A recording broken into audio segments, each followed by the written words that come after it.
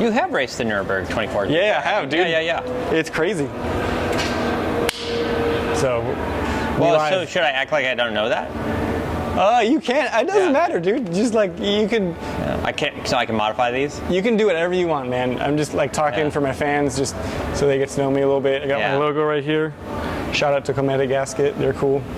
But yeah, so like. Oh, someone taught you the ways of the Nürburgring. Yeah, like dude. A Jedi Master thing, huh? Like from my experience, like that's a really big deal to me, and it helped me a lot. And it may not have been like, there have been the people that like brake here, or like accelerate here, or do this line, but like then there's like the culture, like you gotta like, for me at least, be in it, man, like, and if you know that culture. So that's what that question. I might throw an extra question in there. Do it, man. Just be like, it is my personal question. Like, I just gotta know, and you're on camera. Okay. Yeah, man. All right. Hit me. So tell me about the Nürburgring. The Nürburgring, yeah, it's for me the best track in the world, and that's because it's so unique. Like if you Google the Nürburgring, you're going to find a forest through a really beautiful mountain, and there's a racetrack through it, and that's insane because you're following the undulations of the track, and there's insanely fast corners going up and down, left, right, and everything between is bumpy, really narrow. And so, the Nürburgring is super gnarly. And again, just Google that word, the Nürburgring, if you've never been there, and you're gonna get an idea of what it's like. And I think that's why I love it so much, and I think why a lot of people love it too. What makes the Nürburgring so special? Okay, the track itself, like I was just mentioning, and then the crazy intense racing that goes on there from a driver's side. It's beautiful, man. It's like so intense, and you're racing. I mean, in a way, like sprint racing, like you would have at regular tracks wherever you race. But on, the biggest track in the world, I think, a really large track, like you do, 8-minute, 9-minute laps? That's one lap. And that's like 4 at a regular track. So you're racing side by side, drafting through really narrow parts of the track that are bumpy and everything for 8 minutes, and that's 1 lap. So I think, besides the track being really crazy to drive and fun, the intense battles that go on, and there's a lot of risk there that it's pretty dangerous, man. Like you can go off pretty easily. The grass is right there, and boom, a barrier. So I think just the intense racing that goes on in a really gnarly track, I think makes it really beautiful, and I think as well really special. Fans are amazing too. So if you have to separate the racer side from the fan side, fan-wise, they're diehard, man. This track is huge. I don't know the exact length. I should probably know that, but again, it's like a 10-minute lap, 8 if you're in a fast car. There are fans around, with backpacks on. They're camping, hiding in the woods. Hiding in the woods, man. Literally, like for the big races, like the 24 Hours Nürburgring, there's people deep in the track, like with fireworks, and like you'll be coming to a section, and there's like smoke and haze, and you think it's fog, but really it's like smoke from people grilling on their barbecues. I'm not even kidding. Like it's a thing that happens. So I think you can smell it. Yeah, you can smell it at speed. It's like Hot Dog Alley. Yeah, Hot Dog Alley. And so I think it's just a really unique place. Has a lot of passion, and the fans are really great too. That's funny. So why do you personally like the track so much? Personally, I'm a competitor. I love racing. I love driving. I love extracting everything out of me, out of the car, out of the track, and it's so challenging because I don't live in Germany, and I have to go over there, perform, for a handful of races, and there's people that race there all the time or have been there so many times, and it's a really cool challenge to try to get up to their level right away or be close to it. I mean, you got to respect the track and their skill level, so you can't just go in and think you know everything. You have to really respect the track, and I think being humbled is a really cool feeling, but also taking that and using that to really fuel yourself to get better is really fun. And you'll get that at some tracks that are, let's say, regular sprint tracks, short tracks, but it goes away very quickly because it's a short lap. You'll be able to do that circuit many times. Here, like, let's say you have a weekend with 1 4-hour race and you have 3 co-drivers, like you may get 1-2 laps of practice, 1 maybe 2 laps of qualifying, and then if you're having a full green flag stint, maybe 8 laps in the race. So let's say you get maybe 12 laps total. you're not really going to know as much as those who've been over there a lot. Yeah, so I think, yeah, it's gotta be hard to like practice when it's that big. yeah, man, it's so intense. And 8 so minute, yeah. 8-minute laps, right? That's crazy. You barely see the same corner, Yeah. that much. So I think just that challenge of trying to be as good or close to it as the guys and girls that race over there all the time is a really, really fun aspect, and that's why I love it a lot. So do you find it hard to work on corners if you can't get back to that corner for another 8 minutes? Like if you're Great like, question. oh, maybe I should have gone like a little bit more left or a little bit more right, but like it's not going to be fresh in your head because it's going to take you 8-9 minutes to get back there again. Like, do you find that makes it hard to learn it?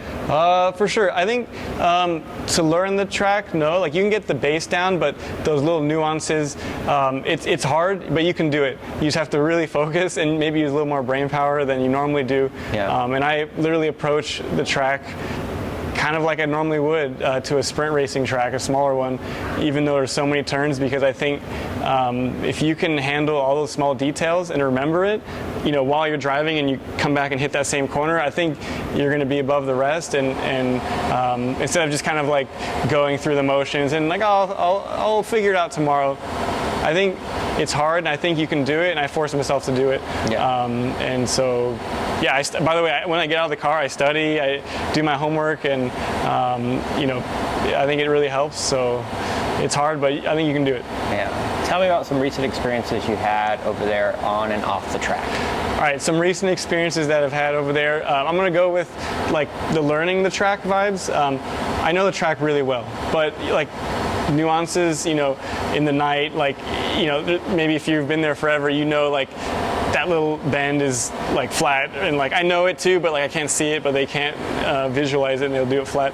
One driver over there, man, his name is Mark Bossing. There's so many good ones, but Mark is on our team that we've been racing over there for the last couple of years, and we were over there recently racing, and the guy has been there his whole life. Like he's a pro. He's done so many incredible things, and I saw him in my mirrors. We were in the same car, and I'm like, oh, okay, like I'm doing the best I can. I think I can, improve a little bit here on these turns, but there's this really fast GT3 car. They're the top level cars. I'm gonna let him by, like, just because he's faster. So I look in my mirrors, and I'm like, oh, here comes the GT3 car. I pull over in Holland Rain, the very last turn of the track to start my lap. And I look, and as the car is approaching me, it's my teammate in the same car. And he's miles and faster than me. And I'm like, no way. That's unbelievable. Like, good for him. So he passes me, because faster car, whether it's the same car or faster, passes me, and I had a gift from the Nürburgring Nordschleife gods. They were like, Michael, like, you just let this really great driver in the same car pass you at the start of the lap, latch onto his bumper, and just learn. And so I did that. And it was almost like Mark was like, come on, buddy, let's do this. And this was in qualifying, which it's like practice, really, when you qualify there, but it's technically qualifying. It was mixed conditions and like drying, but still very slippery. So we'd normally do 8-minute, like, what was it, 8-minute 55, 9-minute second laps.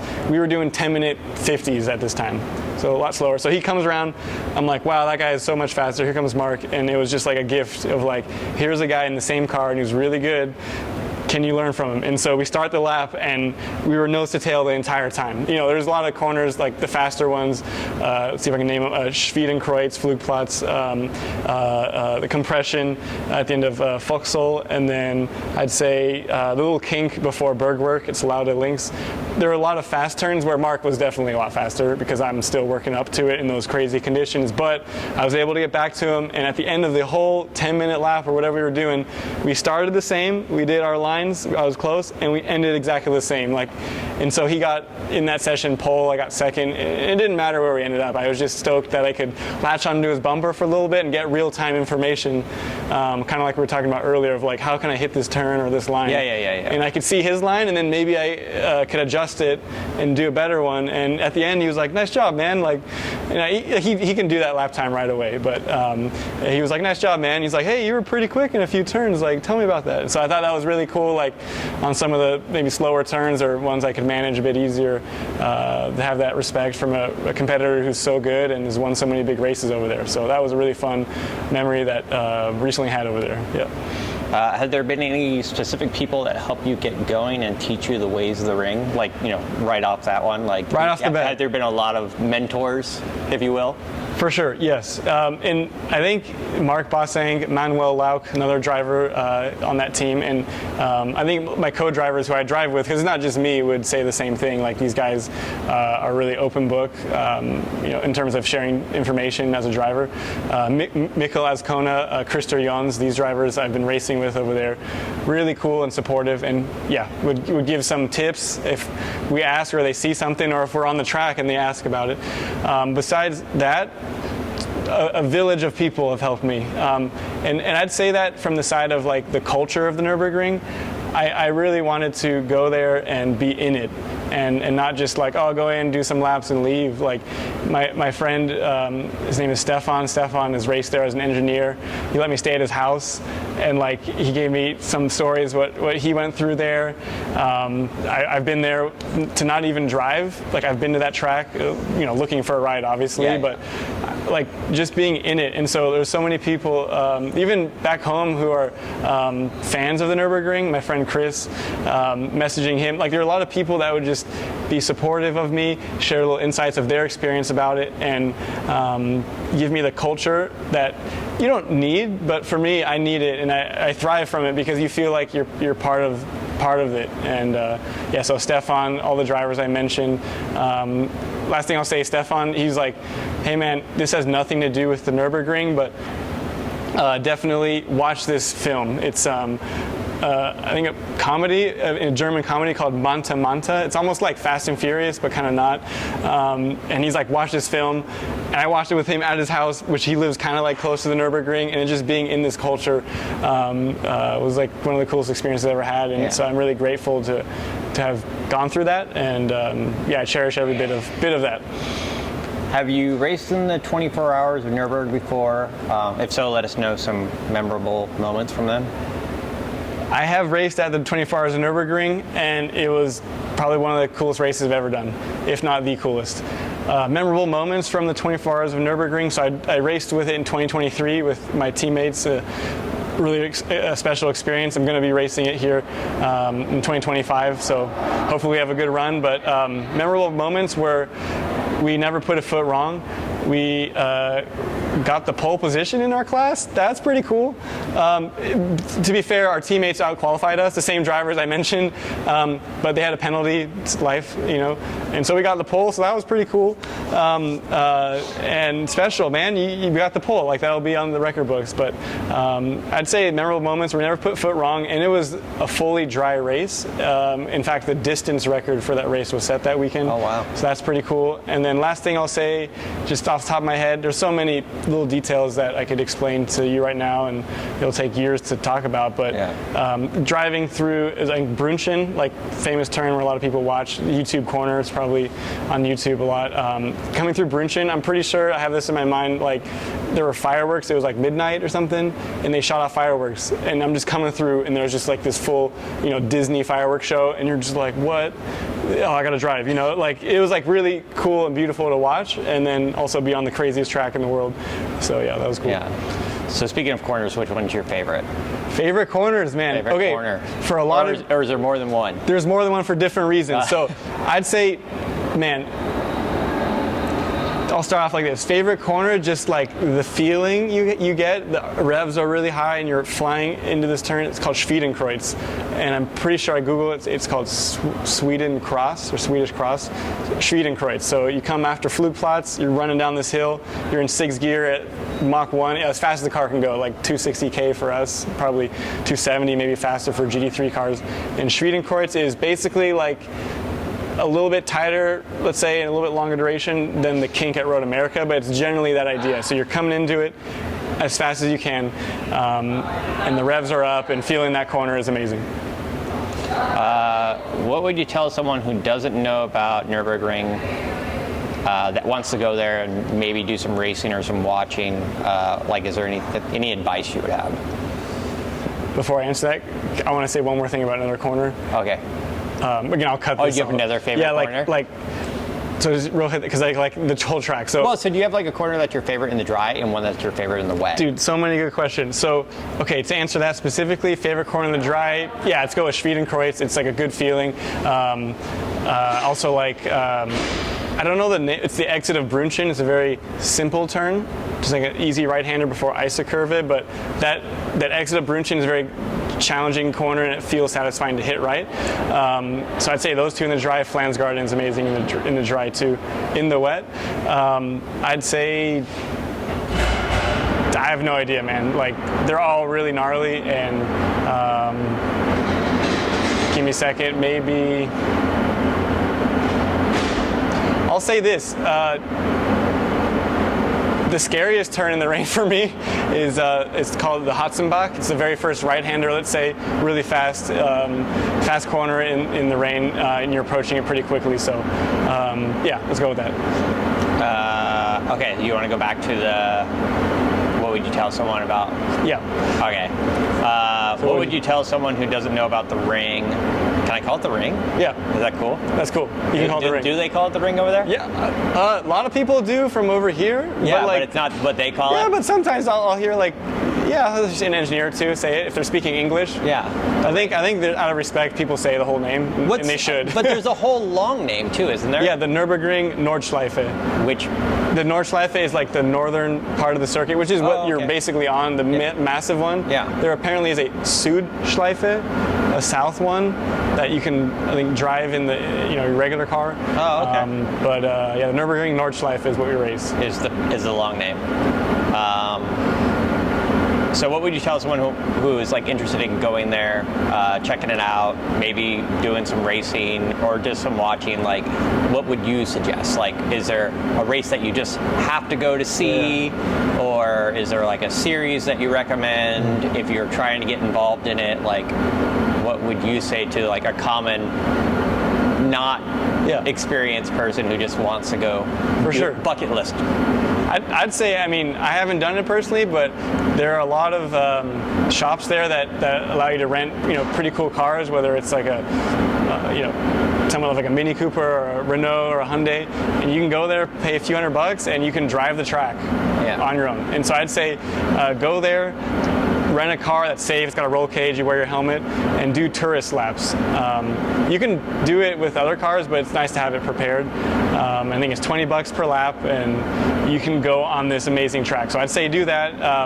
And then if you're gonna go see a race, maybe later on race yourself, go to like an NLS race. That's kind of like the local championship there. A lot less people, so you can definitely be closer to everything. And then if you can do it the 24 hours of Nürburgring as a fan or even as a driver. So maybe dip your toe into it as a tourist, just so you see the track. Then maybe you can, if you have a racing license here in America, apply to do the courses over there and maybe do an RCN, which is kind of like a rally over there. But yeah, definitely do some tourist laps. Go slow because you're definitely on track with motorcycles, minivans, people without helmets and full harnesses. Just go respect it, and I'd say that's the biggest thing. Whatever you do there, respect the track. Yeah. Whether that means you're a fan, don't litter. It's beautiful nature. Or if you're on track, like, be humbled because like that place can bite you really fast as soon as you get confident, and there's no coming back from it. So yeah, we've all seen the compilation videos. Yeah, man.